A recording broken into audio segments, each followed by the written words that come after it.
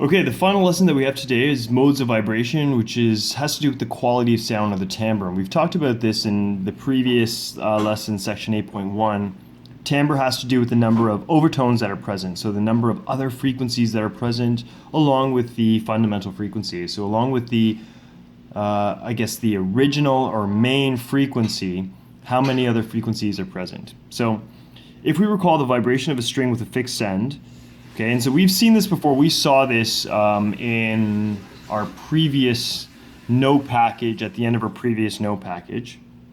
We recall that the fixed end doesn't move, right? So this point right here doesn't move, and this point right here doesn't move, okay? So if we vibrate this string, we have maximal vibration, or maximum vibration right here, and over here at the two fixed ends, we have no vibration. And so we're now going to consider that to be a note. Different frequencies and different wavelengths are produced when the number of nodes, antinodes, loops appear between the fixed ends. So we have over here, recall we have one node between the fixed end and two loops. Here we have 0 nodes between the fixed ends and one loop. But at this point we will consider this to be a node at the fixed end and a node at the fixed end, but we have 0 nodes between the fixed ends, okay? Just one loop. Or one antinode, all right? Okay, and so because this is a fixed end here and a fixed end here, only certain wavelengths and therefore only certain frequencies, remember, because wavelength and frequency are related according to the universal wave equation, so only certain wavelengths and frequencies are permitted in terms of vibration here.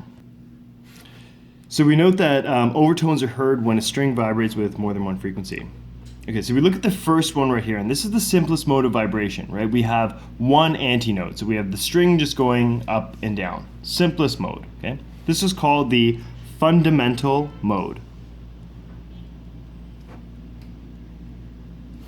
You can hear a lot of frequencies outside my window because people like to lay into their horns on Spadina Avenue, which is super annoying. All right, this is the lowest frequency and is also called the fundamental frequency.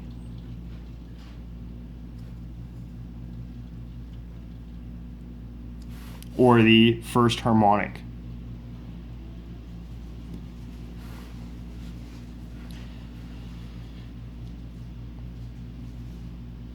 Okay. Since the ends are fixed, the frequency of the overtones are simple, whole number multiples of FO, right? So this is the first frequency, this is double the frequency, right? So this right here is going to be double, this is FO. And so this would be double the frequency. So this represents the second harmonic or the first overtone. So remember that this is the first harmonic, this is the second harmonic or the first overtone. This represents the third harmonic or the second, see what I mean? See? This represents the third harmonic, or the second overtone. And the last one represents the fourth harmonic, or the third overtone. Okay, so there we go.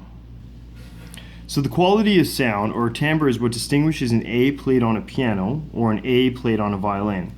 Both notes will have the same fundamental frequency. So for example, a 440A played on the piano is going to have the same frequency as the 440A played on a violin. They're both 440 hertz. However, the overtones that are present will change the way the musical note sounds on each instrument. So that's why a piano sounds different than a violin, is because there are other overtones present, so there's other frequencies present in addition to the fundamental frequency on a violin as there are on the piano. And when these frequencies overlap, we get differing patterns, right? So this one right here, I'm sure you can identify, that's a pure tone, and as we said, most likely produced by a tuning fork.